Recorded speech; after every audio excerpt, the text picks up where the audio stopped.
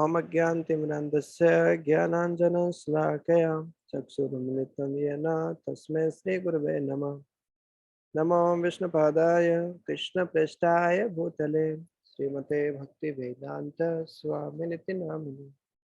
नमस्ते सरस्वते देवे गौरवाणी प्रचारिणे निर्विशेष शून्यवादी पाश्चात्यदेशतारिणे।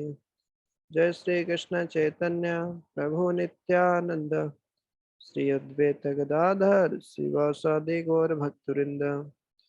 हरे कृष्णा कृष्णा कृष्णा हरे हरे, हरे राम राम राम हरे हरे। हरे कृष्णा। तो हम देख रहे थे कि एक शिष्य के, हम पहले एक टॉपिक में देखे थे कि देखो जी एक शिष्य के क्या क्या गुण, एक गुरु के क्या क्या गुण होने चाहिए, गुरु में क्या क्या योग्यताएं होनी चाहिए, या एक जो शिष्य है वो गुरु गुरु की परख कैसे कर सकता है जी। तो इस वाले टॉपिक में हम देख रहे हैं जी एक शिष्य में क्या क्या योग्यताएं होनी चाहिए जी। एक गुरु होता है वो अपने शिष्य की कैसे परख करता है, जांच करता है। ऐसे नहीं कि हर किसी को अपना शिष्य बना लेते हैं ना कि चलिए अपना बहुत सारे शिष्य हो जाएंगे हमारे, हाँ बहुत नाम प्रतिष्ठा ये सब मिलेगा। तो एक वास्तविक गुरु है इस हिसाब से दीक्षा नहीं देता है, इस हिसाब से शिष्य नहीं बनाता है जी।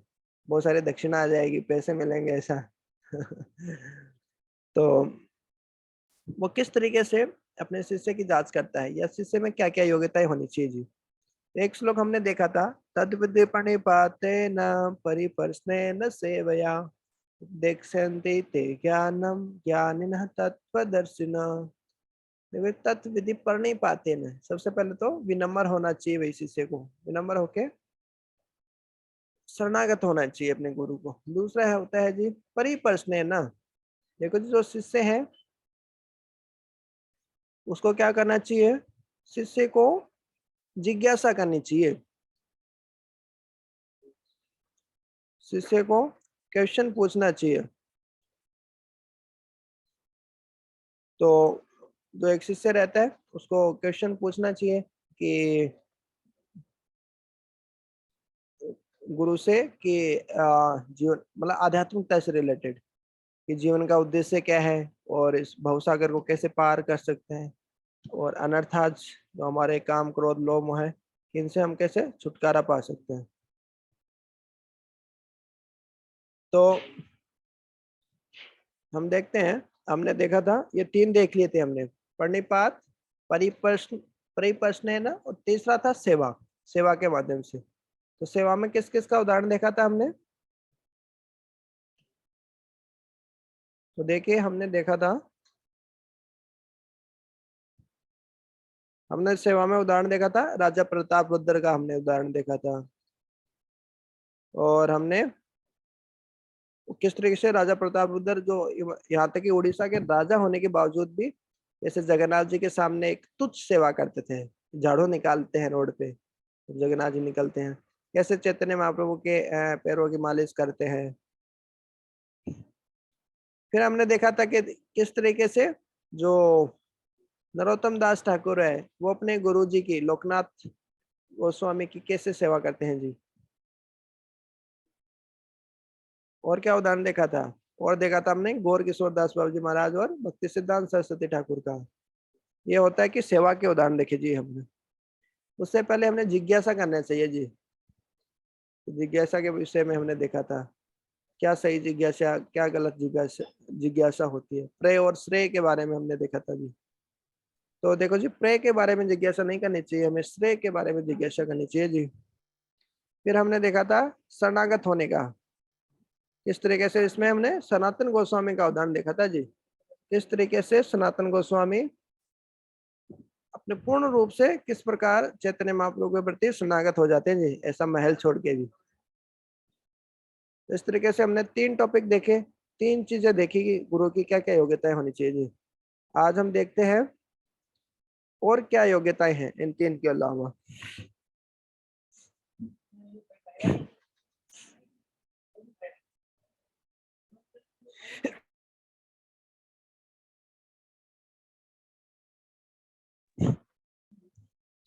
तो तो 2 योग्यताएं और है इसमें जो आज हम देखेंगे।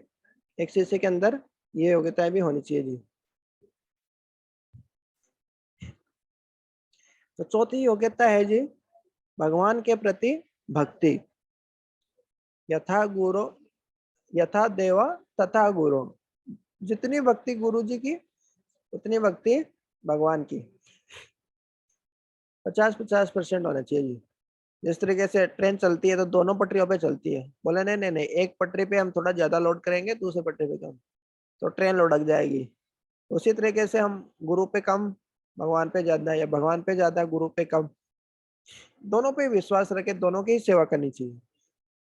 यथा देवे तथा गुरु। हाँ, यथा गुरु तथा देव।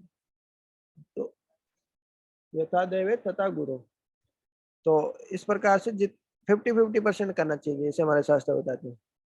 तो मायावादी रहते हैं वो केवल गुरु को ही मानते हैं, भगवान को मानते नहीं। और जो सहजिया रहते हैं वो खाली भगवान को ही मानते हैं, गुरु को मानते नहीं। लेकिन जो वैष्णव जो भक्त होते हैं वो दोनों को मानते हैं, गुरु और भगवान दोनों की 50-50% सेवा करते हैं इस तरीके से।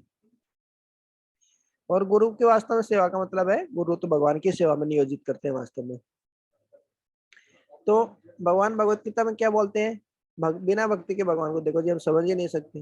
भक्तो असिव सखा चेते रहस्यम ही एतत् उत्तमम, क्योंकि ये उत्तम रहस्य है, सीक्रेट है बोले जी। इसको मैं प्रकाशित कर रहा हूँ, उद्घाटित कर रहा हूँ बोले इस ज्ञान को मैं। क्यों? क्योंकि तुम मेरे भक्त हो बोले, मेरे मित्र हो तुम, इसलिए मैं तुम्हें कह रहा हूँ। देखिए ये आप फोटो में देख रहे हैं, भगवान श्री कृष्ण बीच में खड़े हैं यहाँ पे, ये साइड अर्जुन है और दूसरी साइड दुर्योधन भी खड़ा है। तो दुर्योधन ने भी भगवत गीता सुनी और अर्जुन ने भी भगवत गीता सुनी, दोनों ने सुनी भगवत गीता। तो लेकिन अर्जुन तो पूरा बदल गया, पूरा परिवर्तन आ गया, और दुर्योधन को कुछ है पता ही नहीं चला, है ना, कुछ फर्क ही नहीं पड़ा दुर्योधन को। क्यों? क्योंकि उसकी भगवान में श्रद्धा ही नहीं थी। तो श्रद्धा का ही फर्क रहता है। जो क्लास में टीचर तो सभी को पढ़ाते हैं, एक क्लास में टॉप करता है, एक क्लास में फेल भी होता है। तो वो जितना टीचर पे श्रद्धा होती है उतना ही वो नॉलेज ग्रहण कर पाता है, ज्ञान ग्रहण कर पाता है इस तरीके से। तो चौथा गुण है एक शिष्य का भगवान के प्रति भक्ति, भगवान की भक्ति।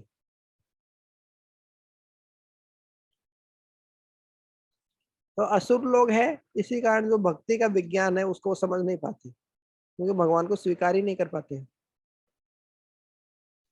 तो सबसे पहला गुण यही है कि भगवत गीता को समझने के लिए आप भले ही ऐसे थ्योरेटिकल रूप, सैद्धांतिक रूप से मान लीजिए, है ना, आपको पूरा विश्वास नहीं है तो भी आप खाली मान लीजिए एक बार। जैसे कई बार गणित में, विज्ञान में ऐसे मान लेते हैं ना, माना कि x बराबर इतना, है ना, इस तरीके से मान लेते हैं, फिर सोल्व करते हैं, फिर सोल्व हो जाता है, उसका हल भी आ जाता है। तो उसी तरीके से आप भगवत गीता पढ़ रहे हैं तो आप खाली एक बार मान लो, पूरा विश्वास नहीं है तो कोई दिक्कत नहीं, एक बार मान लो कि कृष्ण है वो परम पुरुषोत्तम भगवान है, तब जाके आपको थोड़ा हो सकता है भगवत गीता समझ में आए, नहीं तो कोई संभावना ही नहीं है कि हम देखो जी भगवत गीता समझ पाएंगे। नहीं तो भगवत गीता लाखों लोगों ने पढ़ी है, लाखों लोगों ने टिप्पणियां भी लिखी है, लेकिन वो समझ नहीं पाए कि भगवत गीता का उद्देश्य क्या है, कृष्ण कौन है, इस तरीके से। तो एक प्रामाणिक गुरु शिष्य परंपरा में आकर ही हम भगवत गीता को समझ सकते हैं जी। देखो जी पांचवा गुण है एक शिष्य का, ये भी बहुत ही महत्वपूर्ण गुण है, एक गुरु के आदेश में है अटूट विश्वास, unflinching unflinching faith in the order of गुरु। तो गुरु के जो आदेश है उसमें अटूट विश्वास, ऐसा विश्वास नहीं कि देखो जो टूट जाए, वो हिल जाए, वो विश्वास डगमगा जाए। जो हमारे प्रामाणिक आचार्य, जितने भी प्रामाणिक आचार्य हुए हैं जी, सब सब में हम यही गुण देखते हैं। क्या? उनका अपने गुरु पे बहुत विश्वास था। भले ही श्रील प्रभुपाद जी का उदाहरण ले ले, उनके गुरु ने, भक्ति सिद्धांत सरस्वती ठाकुर ने कहा कि विदेश जाकर प्रचार क्यों नहीं करते, तो उसको कितना विश्वास रखा उस पे, है ना, भले पूरे जीवन भर सफल नहीं हुए लेकिन 70 साल की उम्र में भी मतलब पहुंच गए अमेरिका। देखो जी कितना विश्वास है। ऐसे ही भक्ति सिद्धांत सरस्वती ठाकुर, गौर किशोर दास बाबूजी महाराज के प्रति, और बाकी ऐसे गुरु शिष्य परंपरा, अपने गुरु के प्रति उनका मतलब गुरु बोल दिया मतलब हम करेंगे उसको, ऐसा इतना विश्वास। तो यस्य देवे परा भक्तिर यथा देवे तथा गुरु तस्य ते कथिता ही अर्था प्रकाशन्ते महात्मनः। तो गुरु भक्ति ये है कि देखो, यस्य देवे, जितनी आप भगवान की भक्ति कर रहे हैं, यस्य देवे परा भक्ति, है ना, जितनी आप भगवान की भक्ति कर रहे हैं, यथा देवे तथा गुरु, उतनी ही आप गुरु की भी करो। तो उससे क्या होगा, तस्य ते कथिता ही अर्था प्रकाशन्ते महात्मा। ऐसे महात्मा लोगों की सेवा करने से क्या होगा, जो शास्त्रों का जो रहस्य है वो प्रकाशित हो जाएगा। वास्तव में जो महात्मा लोग हैं, जो शुद्ध भक्त है भगवान को, उनको हमारी सेवा की जरूरत नहीं है, भगवान को भी हमारी सेवा की जरूरत नहीं है, लेकिन भगवान की सेवा करने से हमारा हृदय शुद्ध हो जाता है, हमारा फायदा है। तो ऐसे ही जो भगवान के शुद्ध भक्त है ना, उनको भी हमारी सेवा की जरूरत नहीं है। हमें लगता है कि नहीं नहीं हम सहयोग कर रहे हैं मंदिर में, ये कर रहे हैं वो कर रहे हैं, नहीं नहीं, हमको मंदिर वालों को जरूरत नहीं है, भगवान के शुद्ध भक्तों को भी जरूरत नहीं है सेवा की। लेकिन उनकी सेवा करने से होता क्या है, हम अनर्थों से उबर जाते हैं। जो हमारा जो लोअर नेचर है, जो नीच स्वभाव है, जो अनर्थ है, उनसे ऊपर उठ जाते हैं हम। जितना शुद्ध भक्तों की हम सेवा करते हैं उतना ही हम अनर्थों से मुक्त हो पाते हैं। नहीं तो कितना प्रयास कर लो, भगवान की डायरेक्ट सेवा करने से भी उतना नहीं होता है, क्योंकि भगवान भगवान का विग्रह है, वो खाली सेवा लेने के लिए होता है, वो हमें संशोधन नहीं देता है। अरे तुमने ये सही नहीं किया, तुम्हारी चेतना ठीक नहीं थी, ऐसे भगवान नहीं बोलते हैं विग्रह के रूप में जब सेवा लेते हैं। लेकिन भगवान के भक्तों की सेवा करते हैं तो वो हमें संशोधन भी करते हैं, और जब उनकी सेवा करते हैं तो उससे ही हमारे अनर्थ बहुत जल्दी खत्म होते हैं। तो इसी तरीके से जो भगवान के शुद्ध भक्त हैं, उनकी सेवा का बहुत ही है, बहुत महत्व बताया शास्त्रों में। देखिए किस तरीके से प्रहलाद महाराज, ध्रुव महाराज, वो किस तरीके से नारद मुनि जी से शिक्षा लेते हैं, उनके जो उन्होंने बोल दिया कि ये मंत्र का जप करना, तो उसी मंत्र का किस तरीके से जप कर रहे हैं, वो अटूट विश्वास अपने गुरु के प्रति।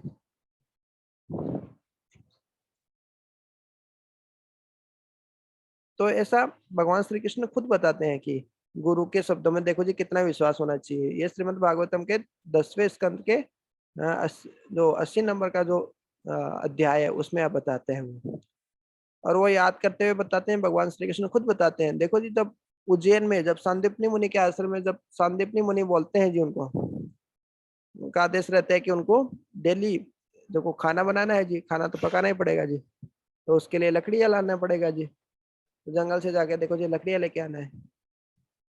तो संदीप मुनि ने जब आदेश दिया तो देखिए, भगवान पूर्ण पुरुषोत्तम भगवान, वो तो चाहे तो बोल भी सकते थे, क्योंकि वो तो भगवान है ना, तो वो तो बोल भी सकते थे कि जैसे उसमें बाइबल में बोलते हैं ना, let there be fire and there was fire.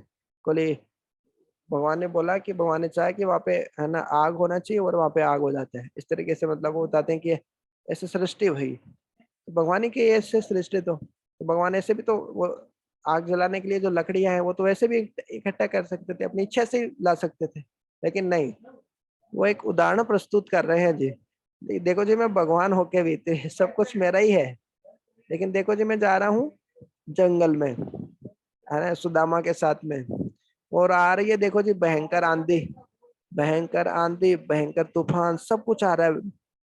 फिर भी चूंकि हमारे गुरुजी ने हमें लकड़ी लाने का आदेश दिया है जी, तो हम लकड़ी लेकर ही आएंगे। ऐसे नहीं कि चलो ठीक है बीच में भाग जाओ वापस आ जाते हैं। इतना आंधी आ रहे, तूफान आ रहे, गुरुजी को जाके बोल देंगे क्या, अरे गुरुजी कहाँ से लेके आते हैं हम लकड़ी, इतना आंधी आ रहा आपको दिख नहीं रहा क्या, इतना बारिश हो रही है, इतनी आंधी हो रही है, तो अभी तो लेकर नहीं आ पाएंगे। तो यहीं उज्जैन में थोड़ा दूर यहाँ से गांव है, 30-40 किलोमीटर, तो फिर वहां से लकड़ी लेने जाते हैं, इतना दूर है। और पूरी रात भर, है ना, तूफान आता है, ऐसे पेड़ के सारे वो कृष्ण और सुदामा दोनों अपनी रात बिताते हैं इस तरीके से। और जब सुबह होती है तो फिर क्या करते हैं, तो गुरु और जो गुरु जी जो है सांदीपनी मुनि अपने शिष्यों के साथ में उनको ढूंढते ढूंढते वहां पे पहुंच जाते हैं, और फिर उन्हें मिलते हैं कि अरे कृष्ण तो यहाँ पे है, तो बहुत खुश होते हैं। हाँ, अपने शिष्य की जो निष्ठा है उसको देख के गुरु जी बहुत प्रसन्न होते हैं। गुरु जी इस चीज से प्रसन्न नहीं होते हैं कि देखो जी हमारे शिष्य के पास कितना पैसा है, कितना धन संपत्ति है, बोले है कितना नाम प्रतिष्ठा है। इस चीज से गुरु जी कभी प्रसन्न नहीं होते हैं। हो सकते हैं प्रसन्न, लेकिन भारी रूप से प्रसन्न हो सकते हैं। जैसे अभी बता रहे थे, धीरे दामोदर स्वामी महाराज आ रहे थे, तो कुछ शिष्य ऐसे होते हैं जो मतलब कहना मानते नहीं, वो भक्ति पे ज्यादा ध्यान देना नहीं चाहते, तो गुरु भी उनके साथ धोखेबाजी करते हैं, उनको ठग लेते हैं। क्योंकि गुरु भी क्या है, कृष्ण के प्रतिनिधि है ना। कृष्ण बोलते हैं मैं सबसे बड़ा छलिया हूँ, तो गुरु भी सब छलिया है। क्यों? छलिया शिष्य के साथ वो छलिया है। तुम भक्ति नहीं करना चाहते हो तो तुम्हें वो थोड़ी पोस्ट दे देते हैं उनको, हाँ तुमको हम मंदिर के प्रेसिडेंट बना देते हैं या कुछ ये बना देते हैं, तो शिष्य भी खुश हो जाता है, हाँ हाँ मेरे को क्या पोस्ट दे दी, सब कुछ दे दिया, लेकिन उसको भक्ति नहीं मिली। तो इस तरीके से नाम प्रतिष्ठा ये सब मिल जाता है मंदिर में आने के बाद भी, लेकिन भक्ति मिलना ये कोई जरूरी नहीं है। लेकिन जो एक निष्ठावान शिष्य है, जो सेक्रीफाइस करता है, जो डेडिकेटेड है, और आज्ञाकारी है, तो उनके लिए फिर जो गुरु जी हैं वो अपने हृदय से उनकी कृपा शिष्य को मिलती है। गुरु जी भी देखते हैं कि हाँ ये, और गुरु वास्तव में शास्त्र भी यही बोलते हैं। शास्त्रों में नहीं लिखा है कि आपके अंदर ये योग्यता होनी चाहिए, वो योग्यता होनी चाहिए, जबकि भक्ति वाली योग्यता होनी चाहिए जी। कौन सी? तितिक्स्व का आरुणिका, है ना, कि सहनशील होना चाहिए। जब खुद के लिए कोई अपमान करे तो हमको सहन करना आना चाहिए। इस तरीके से तितिक्स्व कारुणिका, ये सब ये जो गुण होते हैं ये बताते हैं कि ये होने चाहिए। तो देखो जी पूरे रात भर कृष्ण सुदामा इस तरीके से अपने गुरु की आज्ञा का पालन करने के लिए गुरु के शब्दों पे विश्वास रखे, इस तरीके से एक उदाहरण प्रस्तुत किए जी। और वास्तव में भगवान को तो वास्तव में देखे तो हमें उनको तो किसी के आशीर्वाद की जरूरत भी नहीं है। वो तो कृष्णम वंदे जगत गुरु बोले जी, वो तो पूरे विश्व के जगत गुरु हैं जी। उनके गुरु कौन हो सकते हैं? तो फिर भी एक उदाहरण प्रस्तुत करने के लिए अपने कि किस तरीके से गुरु को प्रसन्न करना चाहिए, उन्होंने ये सब कुछ सिखाया। क्यों? डेली गाते हैं ना, जो मंगल आरती होती है इस्कॉन में गाते हैं हम। हाँ, यस्य प्रसादात भगवत प्रसादो, यस्य प्रसादान गति कुतोपि, यस्य प्रसादात भगवत प्रसादो, मतलब कि जिसकी कृपा से भगवान की कृपा मिल जाती है जी। जिसकी कृपा मतलब गुरु की कृपा से भगवान की कृपा मिलती है। यस्य अप्रसादात, यदि गुरु यदि प्रसन्न नहीं होते तो न गति कुतो भी, उसकी कोई गति नहीं होती वाली। तो ये भगवान श्री कृष्ण खुद सिखा रहे हैं।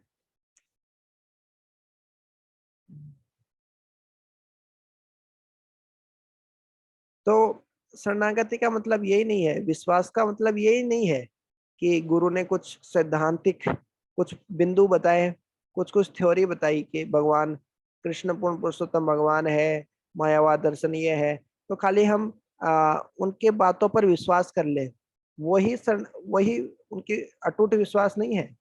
अटूट विश्वास का मतलब है गुरु के प्रति पूर्ण रूप से शरणागति, और वो जो सेवा जो हमें निर्देश देंगे उसका पालन करना, और उसको ही अपने जीवन का उद्देश्य बनाना। यह है शरणागति, यह है अपने गुरु के शब्दों में विश्वास। या विश्वास का मतलब वास्तव में यही है।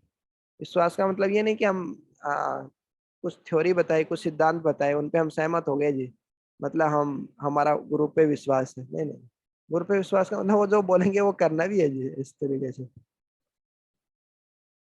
और वास्तव में बोलते हैं कि किस तरीके से शास्त्रों में बताते हैं कि माता और पिता का जिस तरीके से ऋण एक बच्चा है वो चुका नहीं सकता है जी। भले ही बोलते हैं कि एक जो बच्चा है, जो बेटा है, पुत्र है, पुत्री है, जो है वो अपनी जो चमड़ी है, उसको काट काट के चमड़े उससे चमड़े का एक जूता बनाए, अपने माता पिता को पहनाए, तो अभी जो बेटा बेटी है वो अपने माँ बाप का ऋण नहीं चुका सकता है जी। तो उसी तरीके से जो वास्तविक जो माता पिता जो होते हैं वो होते हैं गुरु। ये वो उसको वास्तविक ज्ञान देते हैं, उसको जन्म मृत्यु जरा व्याधि के चक्कर से मुक्त करते हैं इस तरीके से। तो उनका ऋण चुकाना तो और भी मुश्किल है। साधारण जो अपने जिन्होंने जन्म दिया है उनका भी ऋण चुकाना इतना मुश्किल है। तो गुरु का ऋण शिष्य कभी नहीं चुका सकता है। जैसे कई बार लगता है ना कि कुछ लोग बोलते हैं कि पिताजी आपने हमारे जन्म से लेके अभी तक इतना खर्चा किया है, अभी हम आपको इतना पैसा दे रहे हैं, आप जाओ। ऐसे सोचते हैं कि ऋण चुक जाएगा हमारा। तो इस तरीके से गुरु गुरु का ऋण भी चुकाना चाहते हैं। ठीक है, गुरु जी ने ये किया, मैं ये सब कुछ पढ़ाया, ठीक है, ये हो जाए। नहीं नहीं, गुरु का ऋण ऐसे चुका नहीं सकते। भौतिक चीजों से हम गुरु जी के ऋण नहीं चुका सकते जी। क्योंकि गुरु जी हमारे शरीर का इलाज नहीं करते, हमारी आत्मा का इलाज करते हैं। और वो एक तरीके से गुरु शिष्य परंपरा के माध्यम से आके उसको प्रमाणिक रूप से उसको प्रतिनिधित्व कर रहे हैं। तो ऐसा कोई दूसरा व्यक्ति कर सकता है क्या? नहीं कर सकता है। तो इस कारण एक शिष्य है वो अपने गुरु का ऋण ऋण नहीं चुका सकता है इस तरीके से। देखो जी, शास्त्रों में बहुत अच्छे अच्छे उदाहरण आते हैं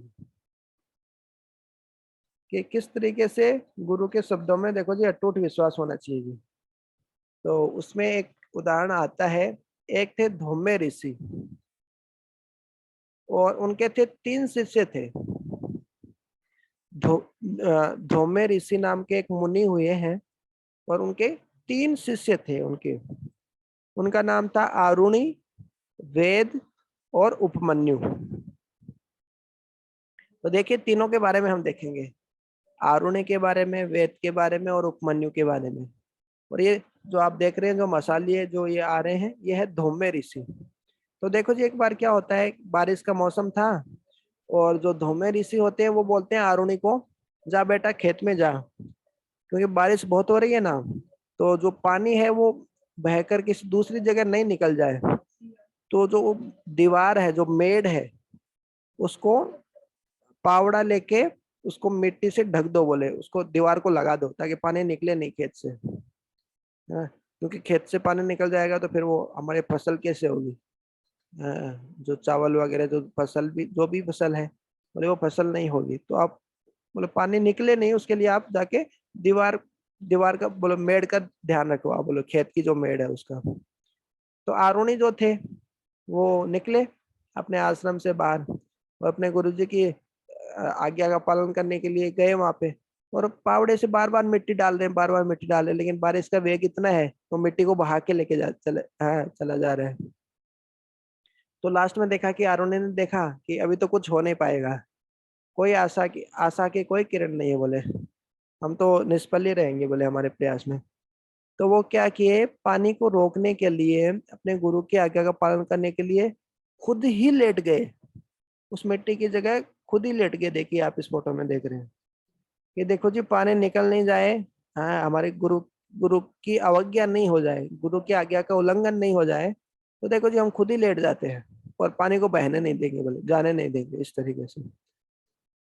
तो फिर वो रात भर वहीं लेटे रहते हैं। तो फिर गुरु जी अपने शिष्यों के साथ ढूंढते ढूंढते आते रहे, कहाँ गया अरुणी, कहाँ गया, अभी तक लौटा नहीं, बोले। तो मसाल लेके ऐसे रात में आते हैं, हाँ, अपनी पत्नी और बाकी शिष्यों के साथ में, तो देखते कि अरे, अरुणी तो खुद ही मेड़ बन के लेटा हुआ है।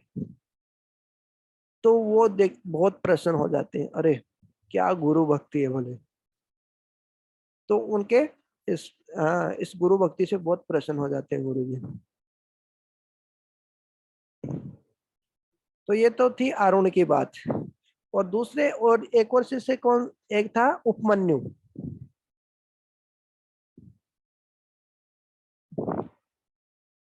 और दूसरा शिष्य था वेद। अब वेद क्या होता, जो वेद नाम का जो दूसरा शिष्य था, वो क्या करता था,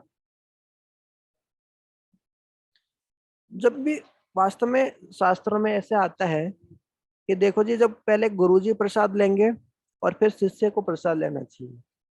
यदि गुरुजी ने प्रसाद नहीं लिया है तो शिष्य भी प्रसाद नहीं लेगा, वो भी खाएगा नहीं। या बिना अनुमति के, बिना गुरु से अनुमति लिए, या पहले बिना गुरु के खाए शिष्य कभी खाता नहीं था इस तरीके से प्रसाद। ये शास्त्रों में लिखा है, ऐसा नहीं करना चाहिए शिष्य को। ये वास्तव में सही शिष्टाचार है। तो आ, तो जो वेद थे, दूसरा जो शिष्य था, जो धौम्य ऋषि के, तो जब भी गुरु उनको नहीं बुलाते थे प्रसाद ग्रहण करने के लिए। जैसे कई कई बार मान लीजिए गुरु जी ने प्रसाद ले भी लिया, फिर भी उन्होंने बुलाया नहीं वेद को, हाँ, कि आओ वेद, है ना, चलो आ जाओ तुम भी ले लो प्रसाद। जैसे जब जब भी नहीं जब भी बुलाना भूल जाते थे उनको वेद को, तो वो फास्टिंग उपवास कर लेता था, खाता ही नहीं था कुछ। तो इतनी गुरु भक्ति कि नहीं नहीं, गुरु जी ने बोला ही नहीं है, गुरु ने आज्ञा दी नहीं है बोले खाने की, तो हम कैसे खा ले। तो इतने शरणागत, गुरु के शब्दों में इतना विश्वास। तो वो जमीन पर ही सोते थे, बहुत तपस्या करते थे, और इस तरीके से वो वेद से भी जो धौम्य ऋषि है बहुत प्रसन्न हो जाते हैं। तो हमने देखा आरुणि का, देखा हमने वेद का देखा। अभी हम तीसरा उदाहरण देखते हैं जी, उपमन्यु का। अब तीसरा जो उपमन्यु था वो बहुत ही हट्टी, हाँ हट्टी व्यक्ति था, और बहुत ही मोटा था, हट्टा कट्टा, बहुत ही मोटा था और जिद्दी स्वभाव का था। इसमें देख रहे हैं ना। तो एक दिन धौम्य ऋषि ने पूछा, उसको बुलाया, किसको, उपमन्यु को बुलाया धौम्य ऋषि ने, कि चलो आओ बेटा, हाँ, कि तुम अपने आप को किस तरीके से बोले मेंटेन करते हो, अपना रख रखाव बोले किस तरीके से करते हो, कैसे तुम्हारी दुनिया चलती है बोले, इतने खा पी के इतने मोटे हो रहे हो बोले, क्या करते हो बोले। तो उपमन्यु बोले कि हे गुरुदेव, मैं भिक्षा करता हूँ और फिर उसको खाता भी हूँ बोले। पहले मैं भिक्षा मांगने जाता हूँ, फिर उसको मैं खा लेता हूँ बोले। तो गुरुजी ने बताया उपमन्यु को, देखो देखो वत्स, जो एक शिष्य होता है ना, वो भिक्षा गुरु के लिए करता है ना, अपना पेट भरने के लिए नहीं करता। बोले ये भिक्षा करके लाया, बोले मैं इतना भिक्षा लेके आ गया और मैं सारा मैं खुद की जेब में रख लिया, खुद ही खा लिया उसको पूरा। बोले नहीं नहीं, ऐसा नहीं होता है जी। तो शिष्य जो भी भिक्षा इकट्ठा करता है, जो भी भिक्षा में लेता है, वो सब वास्तव में गुरु के लिए होता है वो भिक्षा। तो बोले कि तुम, तो बोले तुम मत खाया करो उसको, वो सब गुरु को आप तुम्हें देना चाहिए। तो बोला, जो उपमन्यु था बोला ठीक है गुरुजी, जो आपके आ गया।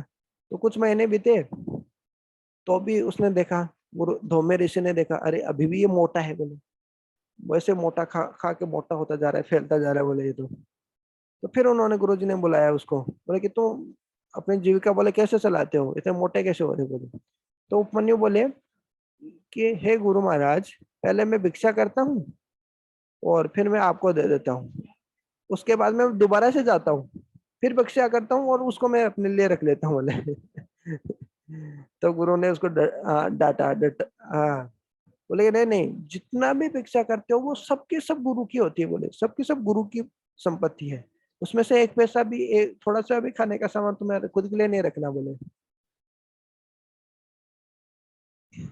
तो फिर उपमन्यु ने निर्धारित किया, अरे कोई फायदा नहीं है, सबका सब तो जाऊंगा भिक्षा करूंगा, सब गुरु को देना पड़ेगा, फिर मतलब ही क्या है भिक्षा लेने का इतना।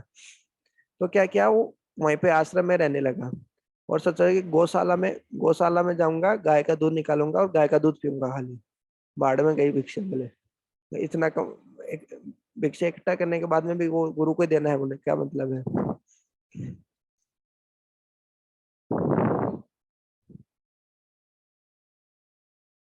तो गुरु जी ने एक दिन फिर पकड़ लिया, बोले कि ये क्या है, बोले गौशाला में तो जो गाय का जो दूध निकलता है बोले, वो तो भगवान के लिए है, भगवान के भोग के लिए है, तुम्हारे लिए थोड़े ना बोले। तो फिर क्या होता है, उपमन्यु को एक दिन बहुत दिन भूख लगी, तो वो दूध भी पीना छोड़ देते हैं फिर जो ये उपमन्यु जो रहते हैं। फिर क्या होता है, एक दिन वो बहुत भूखे रहते हैं, जो उपमन्यु है वो बहुत भूखे रहते हैं, और वो एक जंगल में जाते हैं, वहां पे जाके क्या करते हैं, कुछ पत्तियां खा लेते हैं ऐसे ही, पेड़ पौधों की पत्तियां खा लेते हैं, और वो अंधे हो जाते हैं। हर कोई पेड़ पौधों की पत्तियां हम खा नहीं सकते ना, तो ऐसे खाने से वो क्या होता है, अंधा हो जाता है। तो वो ठोकर खाता है और एक कुएं में गिर जाता है, एक गहरा सा कुआं रहता है उसमें गिर जाता है। और कुएं में गिरने के बाद वो क्या करता है, ऋग्वेद के मंत्रों का जप करता है, क्योंकि धौम्य ऋषि के पास में रह के शिक्षा ग्रहण कर रहा था वो, है ना। तो मंत्र तो सीखे थे उसने, तो ऋग्वेद के मंत्र वो उच्चारण करता है, तो उससे क्या होता है, अश्विनी कुमार आ जाते हैं, है ना, जो बोलते हैं ना, जो स्वयं प्रास अश्विनी कुमार से आया, तो वही अश्विनी कुमार आ जाते हैं वहां पे। किसी भी वो क्या करते हैं अश्विनी कुमार, ऐसी औषधियां देते हैं, ऐसे जड़ी बूटियां देते हैं कि एक बूढ़े आदमी को भी जवान कर सकते हैं वो, ऐसा देवी देवता लोग हैं। तो वो क्या किए, जो अश्विनी कुमार थे वो वहां पे प्रकट हो गए, और उन्होंने क्या किया, एक चावल का बहुत अच्छा सा केक उसको दिया उपमन्यु को, और बोले खा बेटा इसको। लेकिन जो उपमन्यु थे उन्होंने मना कर दिया, नहीं नहीं नहीं, इसको मैं नहीं खा सकता, बोले जो भी भिक्षा है, जो भी कुछ मिलता है वो सब गुरु के लिए है, बोले जी, तो पहले मेरे गुरु को दो, फिर बाद में खाऊंगा, नहीं तो बिना गुरु के मैं, बोले खा नहीं सकता। तो उन्होंने, अश्विनी कुमार ने समझाया भी उनको, अरे अरे खा ले, कुएं में पड़ा है अकेला तू, कोई नहीं देख रहा तेरे को, बोले खा ले। बोले नहीं नहीं नहीं, पहले गुरु जी के लिए फिर मेरे लिए, नहीं तो मैं नहीं खाऊंगा। तो इतनी गुरु भक्ति देख के, है ना, गुरु के शब्दों में विश्वास होने का उन्होंने मनाही कर दिया। तो उससे अश्विनी कुमार इतने खुश हुए, अ,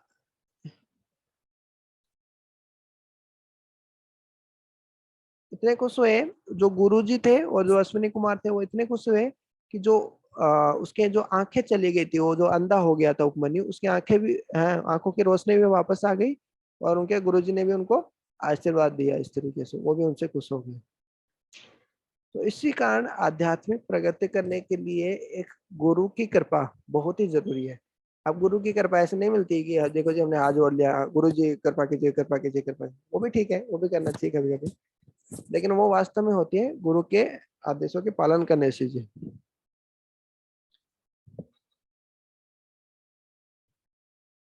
और वास्तव में गुरु के प्रति शरणागति का मतलब है हमारे झूठे अहंकार को हम शरणागत कर देगा गुरु के प्रति। ऐसे नहीं होता है कि गुरु जी हमारा शोषण करेंगे, हमें बहुत सारे आदेश देंगे, हमसे बहुत सारा काम करवाएंगे, नहीं नहीं नहीं। वो हमारे जो झूठे अहंकार है ना, उसको, है ना, उसको, उसका दमन करेंगे एक तरीके से, और हमें भगवान की भक्ति में वास्तव में लगाएंगे इस तरीके से। और जो सब, हाँ, भगवान से और भगवान के भक्तों से जो अलग होकर जो भोग करने की प्रवृत्ति है, उससे हमें गुरु मुक्त करते हैं वास्तव में। हमारा शोषण नहीं करते हैं, बहुत सारी सेवा दे के हमारे शोषण कर लेंगे, ऐसा नहीं। तो एक शिष्य को वास्तव में एक इच्छा होनी चाहिए, है ना, गुरु से ज्ञान लेने के लिए, और जो शास्त्रों के जो नियम है उसका पालन करने के लिए। और वास्तव में एक शिष्य बनने के लिए इस चीज से फर्क नहीं पड़ता है कि आप किस किस जाति से हैं, आपका कौन सा धर्म है, आप क्या करते हैं, आपकी सुंदर है, आप गोरे हैं, काले हैं, छोटे हैं, लंबे हैं, तो ये सब उस चीजों से फर्क नहीं पड़ता है जी शिष्य बनने के लिए।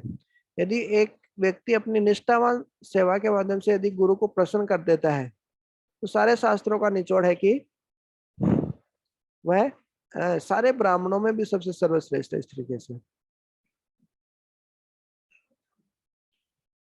तो इसी संबंध में एक और कहानी आती है जी।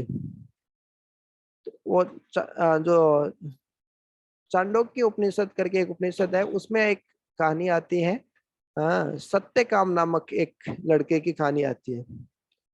तो वो सत्यकाम नामक एक जो छोटा सा लड़का था, वो गुरुजी के पास में गया कि गुरुजी मेरे को भी, है ना, ज्ञान लेना है, मेरे को भी आत्म साक्षात्कार करना है, भगवान के पास पहुंचना है, इस तरीके से वो जाता है। तो पहले क्या होता था कि खाली ब्राह्मणों को ही शिक्षा दी जाती थी, शूद्र वैसे इन सबको नहीं दी जाती थी, क्योंकि वो उसका दुरुपयोग कर लेते थे इस तरीके से, उनकी चेतना इतनी अच्छी नहीं होती थी। तो गुरु ने पूछा कि क्या तुम ब्राह्मण हो क्या? तो वो बच्चा बोलता है कि गुरु जी मेरे को तो पता नहीं, मैं पूछ के बताता हूँ। तो वो तो बोले कि गुरु जी मेरे को पता नहीं कि मैं ब्राह्मण हूँ कि नहीं हूँ, क्योंकि मेरे को यही पता नहीं कि मेरे पिताजी कौन है। तो बोले कि ठीक है, तुम तुम्हारी माता से पूछ के बताओ कि तुम्हारे पिताजी कौन है ना, वो ब्राह्मण है कि क्षत्रिय है कि शूद्र है कि वैसे है। तो वो माता के पास में जाता है। तो माता जी बोलती है कि देखो बेटा, मैं तो एक दासी थी और कई सारे पुरुषों के संपर्क में आई, अब मेरे को तो पता नहीं कौन तुम्हारे पिताजी है। तो ऐसे बात सुन के जो जो लड़का रहता है, सत्य काम नाम का लड़का, तो वो वैसे की वैसी बात जाके अपने गुरुजी को बता देता है। तो गुरुजी ऐसे नहीं कि हाँ चलो तुम्हें भगा देते हैं, नहीं नहीं, बोले कि नहीं, ये तो सत्यनिष्ठ व्यक्ति है, तुम तो बहुत सत्यनिष्ठ हो, मतलब तुम ब्राह्मण हो। उससे गुरु प्रसन्न हो जाते हैं और फिर उसको अपना शिष्य स्वीकार करते हैं और फिर उसको पूरा जो आत्म साक्षात्कार का जो ज्ञान है वो देते हैं, पूरा प्रशिक्षण देते हैं उसको। तो इस तरीके से बहुत ही ईमानदार होने का एक शिष्य को जरूरत रहता है। इस तरीके से जो शिष्य जो उस लड़के की ईमानदार से प्रसन्न होके गुरु ने निष्कर्ष निकाला कि हाँ तुम ब्राह्मण हो गए। इस तरीके से ब्राह्मण का गुण होता है ईमानदारी।